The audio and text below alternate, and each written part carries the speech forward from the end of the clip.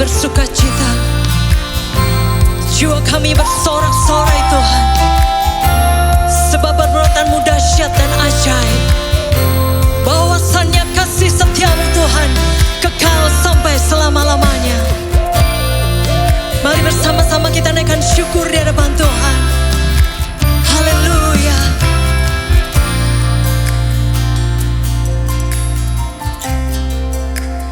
Bahwasannya untuk selamanya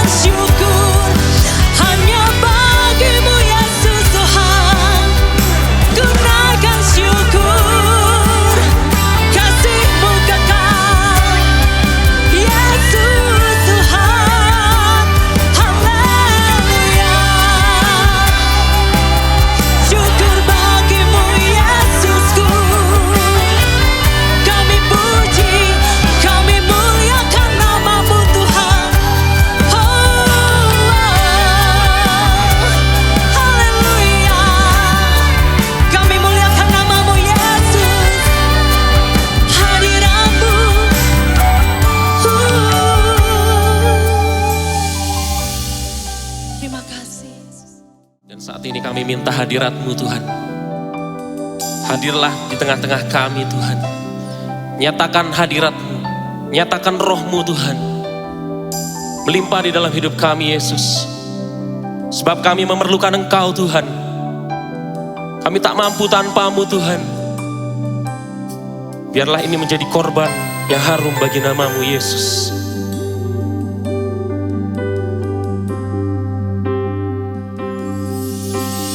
Di hadirat-Mu, tempat yang kurindukan,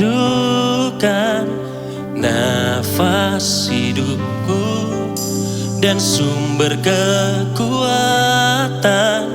Di sana Kau nyatakan isi hati dan rindumu, sehingga ku mengerti berharganya hidupku.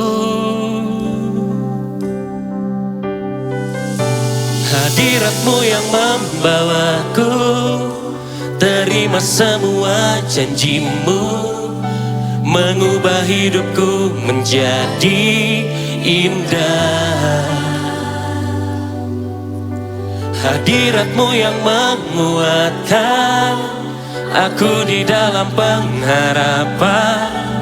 Yesus, untuk selamanya hiduplah dalamku. Sorak pujian hanya bagi-Mu Yesus. Kau yang kami agungkan di tempat maha tinggi Tuhan.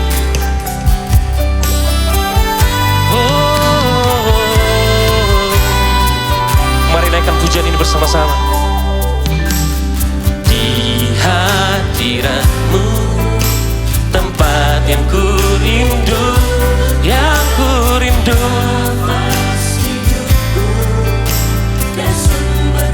Sumber kuatku, di sana Kau nyatakan isi hati dan rindu, sehingga ku mengerti berharganya hidupku.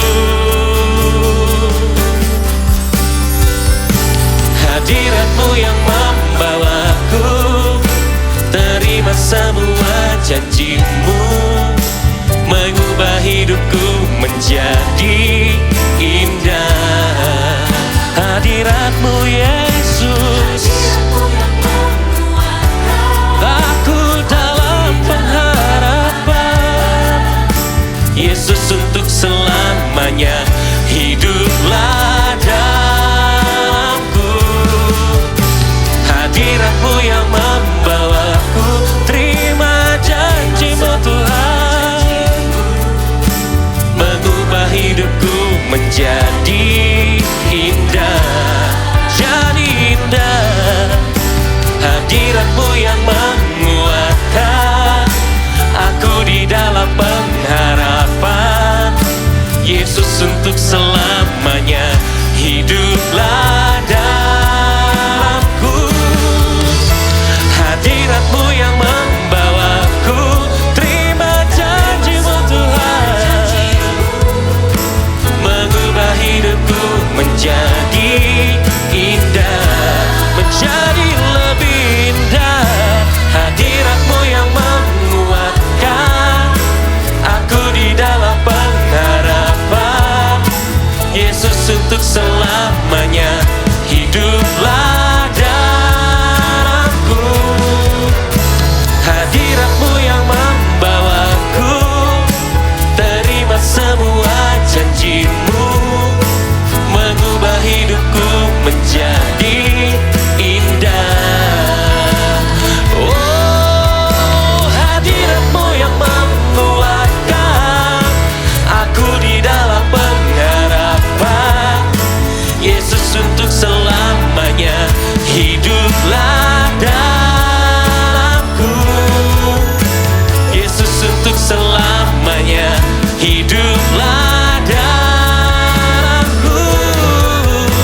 Yesus, untuk selamanya hiduplah dalamku.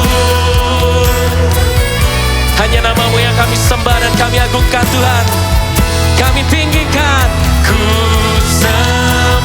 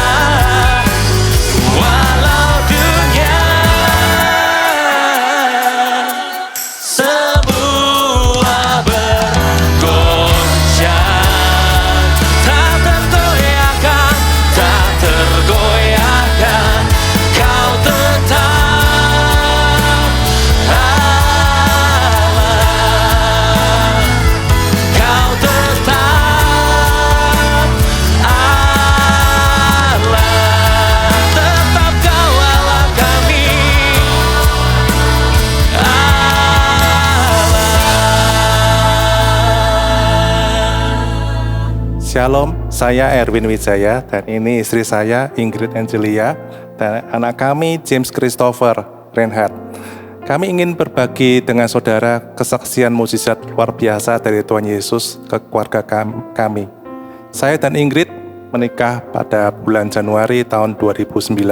Seperti pada keluarga pada umumnya, kami berdua sangat menginginkan keturunan. Setelah pernikahan berjalan 1,5 tahun, kami belum mendapatkan anak. Kami memutuskan untuk secara intensif untuk memeriksakan ke dokter di kota Denpasar. Setelah menjalani proses pemeriksaan dari beberapa dokter dan berjalan 3-4 bulan, sampai pada akhirnya pada bulan Oktober 2010, setelah dokter memeriksa kami berdua dengan hasil ronsen dan semua hasil medis lainnya, dokter memvonis istri saya tidak bisa mempunyai anak. Selain kelahiran di rahimnya, kedua tuba falopinya di rahim putus atau cacat. Jadi secara medis dikatakan steril alami.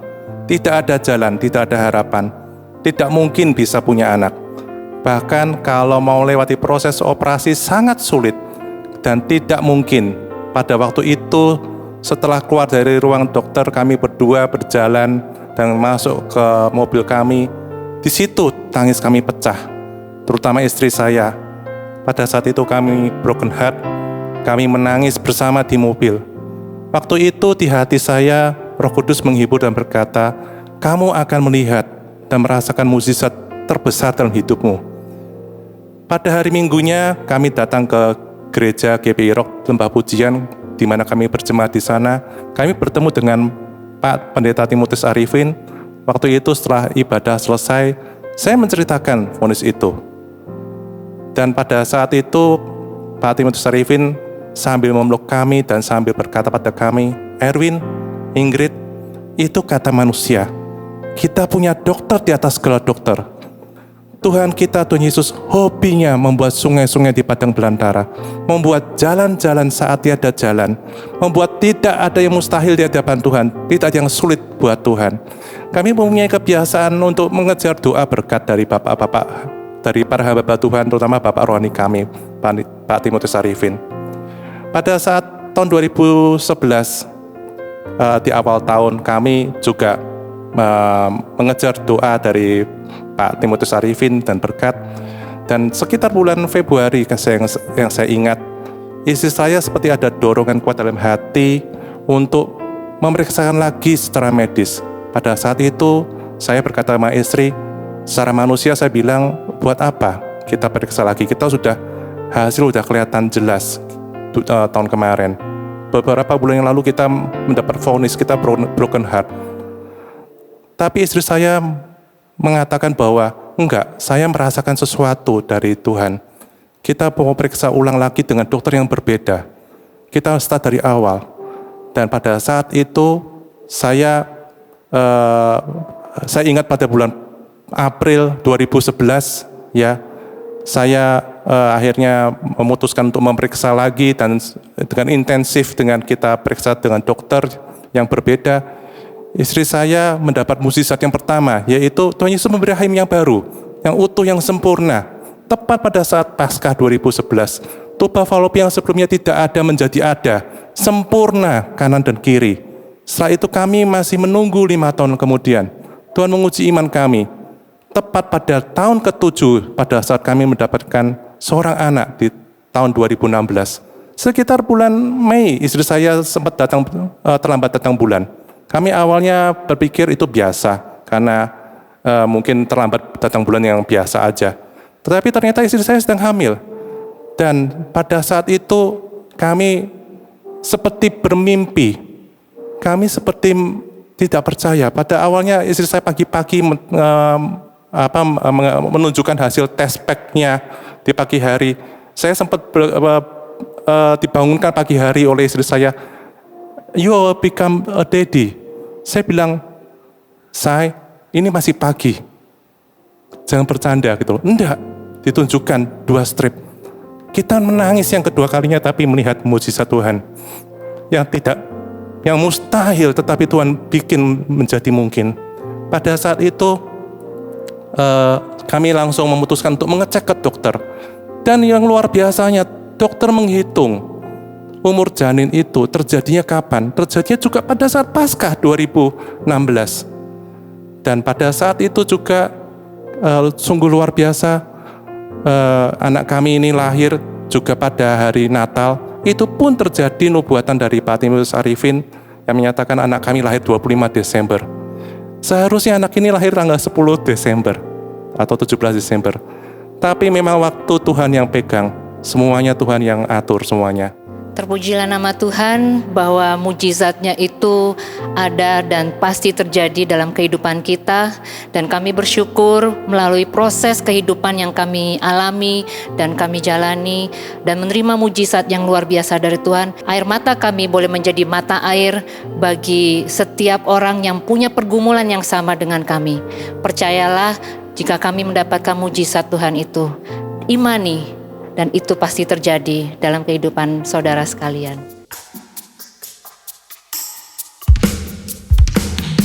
Penyertaan-Mu sempurna dalam hidup kami, Tuhan.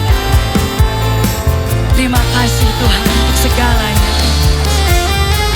Ini ungkapan cinta kami, Tuhan. Haleluya.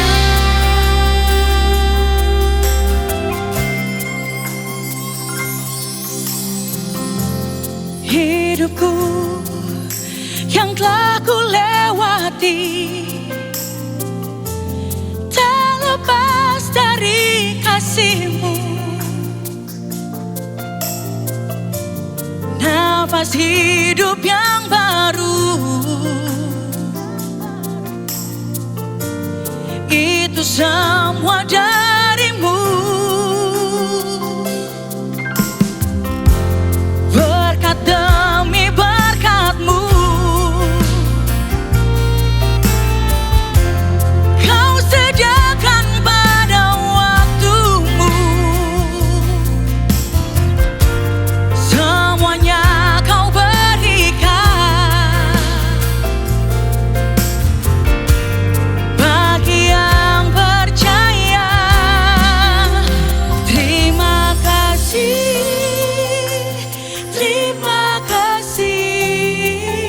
Terima kasih Tuhan, penyertaan-Mu sempurna dalamku. Tak pernah ku kekurangan, sebab Kau Allah penyediaku. Ini yang ku punya, ucapan syukur dari hatiku.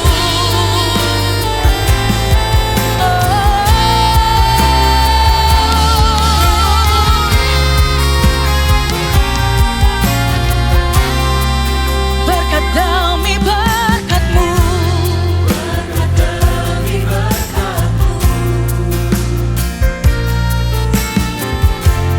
Kau sediakan pada waktu-Mu. Semua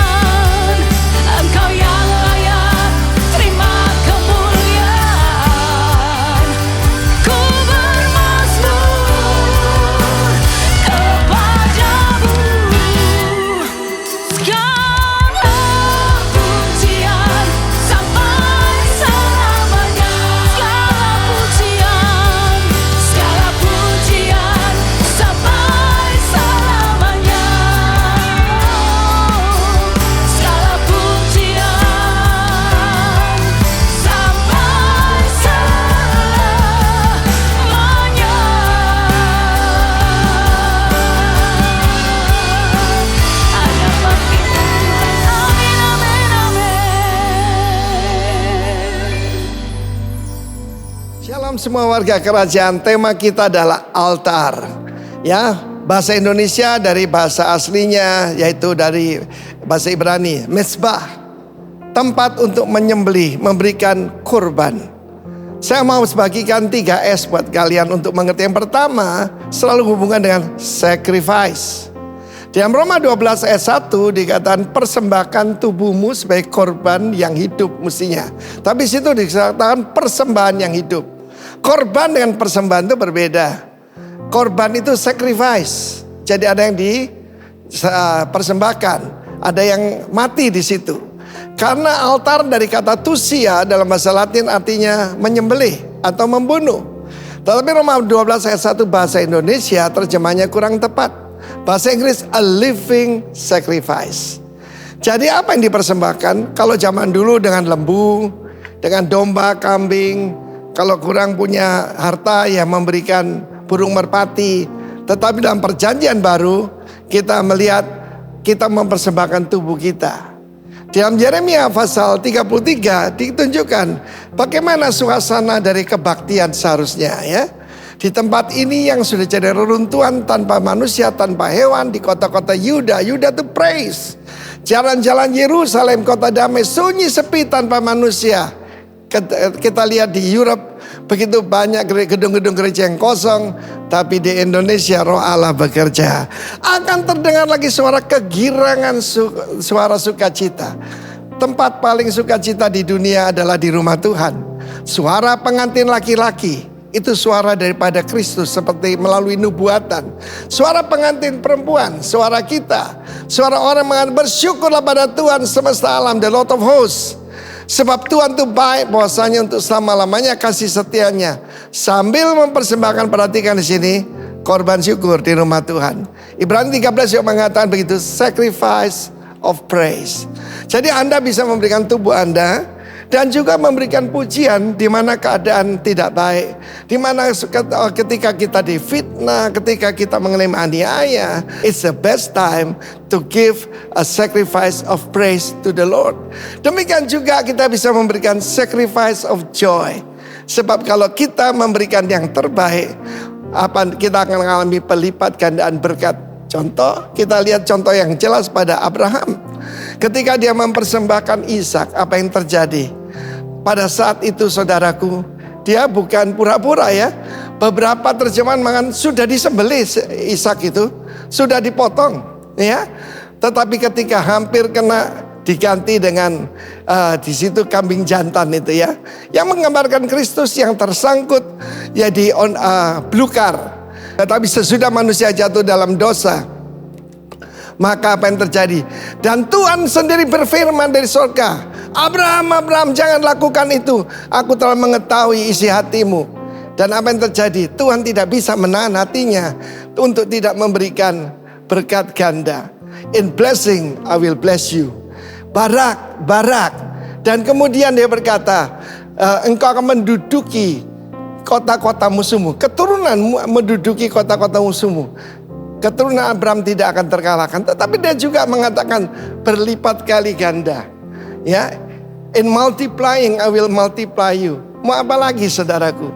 Jadi ingat ya, yang pertama persembahkan tubuh kita as a living sacrifice.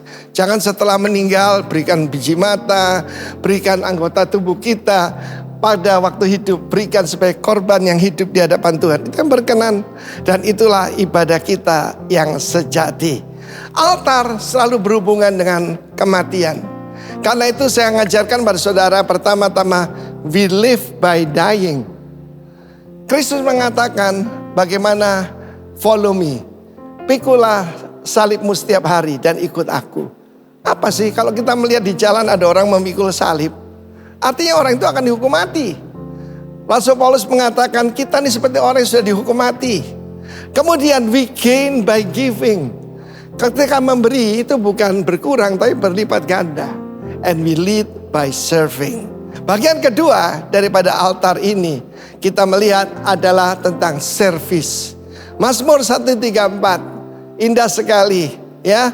Nyanyian ziarah, come bless the Lord. Mari pujilah Tuhan, all ye servants of the Lord. Di dalam perjanjian baru kita semua priest.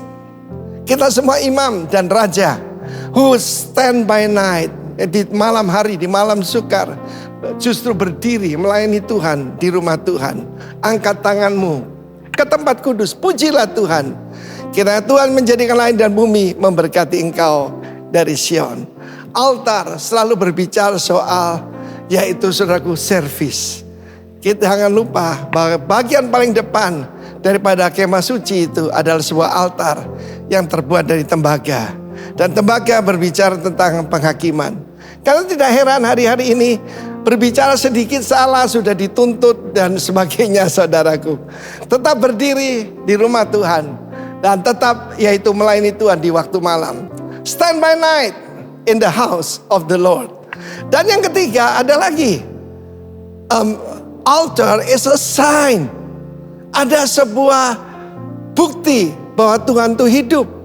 Kita ingat pada waktu Elia dan menghadapi yaitu Raja Ahab dan Ratu Isabel yang menyembah kepada Baal dan membawa seluruh bangsa Israel menyembah kepada dewa kemakmuran. Sekarang nama barunya Mammon, ya. Dan itu yang terjadi di mana-mana. Tuhan minta kita menjadi imam-imam keturunan Zadok yang hidup benar. Dan saat itu ada duel antara 400 nabi Baal, 450 nabi-nabi Asyera melawan satu hamba Tuhan, yaitu Elia. Dan mereka masing-masing membuat dua altar. Satu untuk Baal, yang satu untuk Yahweh. Dan pada saat itu saudaraku, mereka berkata, mari kita taruh kurban di sana. Ingat ya, selalu ada hubungan dengan sacrifice, selalu hubungan dengan service. Dan kemudian saudara, bukan cuma disediakan, dibangun kembali altar yang telah runtuh itu, ditaruh kayu api di sana, ditaruh potongan-potongan daripada lembu, dan bahkan disiram dengan air. Jangan lupa, air itu adalah sacrifice. Karena pada waktu kekeringan, air lebih berharga daripada emas. Kita bisa hidup tanpa emas berlian, tapi kita tidak bisa hidup tanpa air. Dan ketika dicurahkan dan bahkan dibuat parit sekelilingnya, maka ketika mereka mencoba memanggil Baal, tidak ada perhatian, tidak ada jawaban.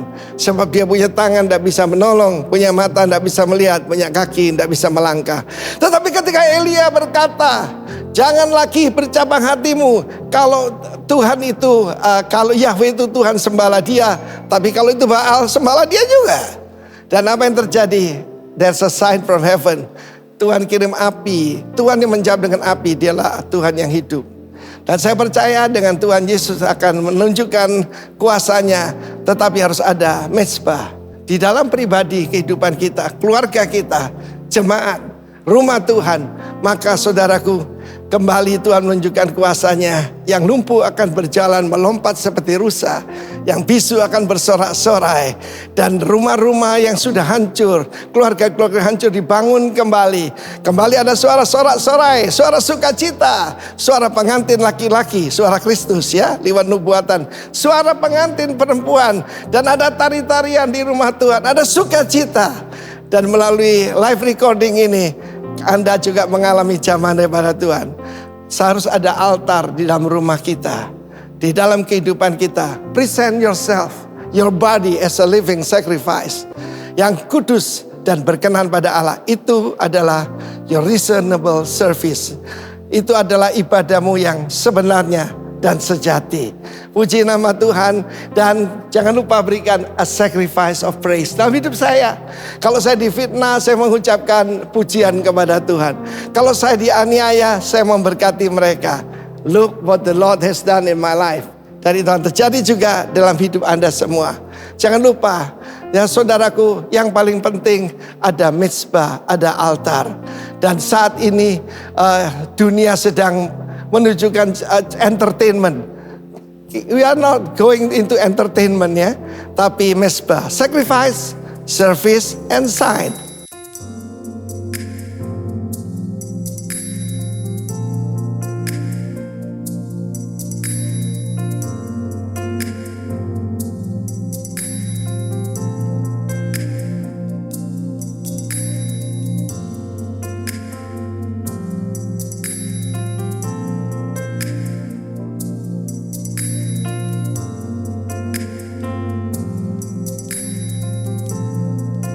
When you're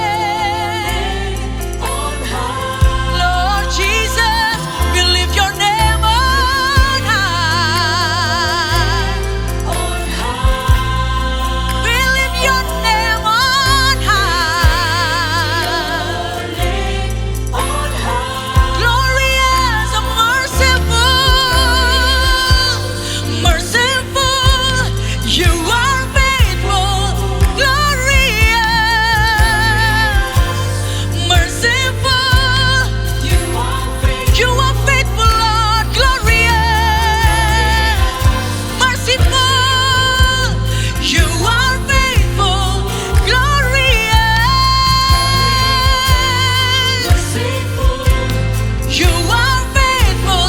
We lift your name on high. We lift your name on high. We lift your name on high. Lord Jesus, we lift your name on high. We lift your name on high. May His favor be upon you and 1,000 generations, and your family, your children, their children, their children. May His favor be upon you and 1,000 generations, and your family, your children, their children, their children. May His favor be upon you and 1,000 generations, and your family, your children. May His favor and 1,000 and your family,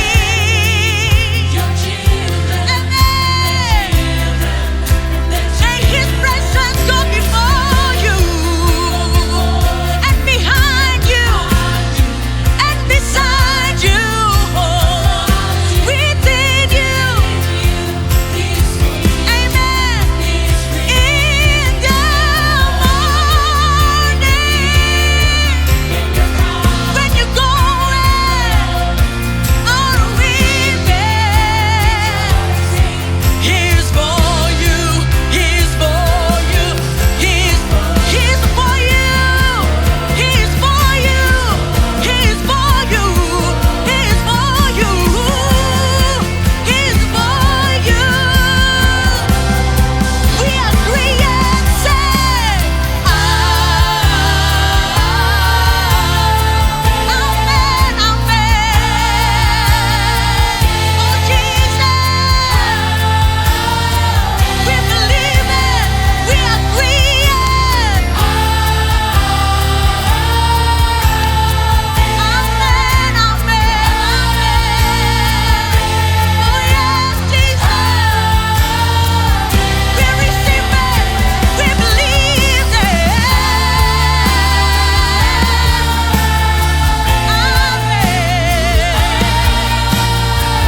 Amen, amen. We sing it,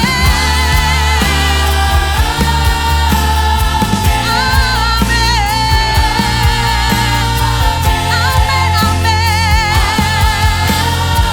Lord bless you, Lord bless you, and keep you. Make His face shine upon. Lord bless you, Lord bless you, and keep you. Make His face shine upon you. Be gracious to you, Lord, turn His face on you and give you peace.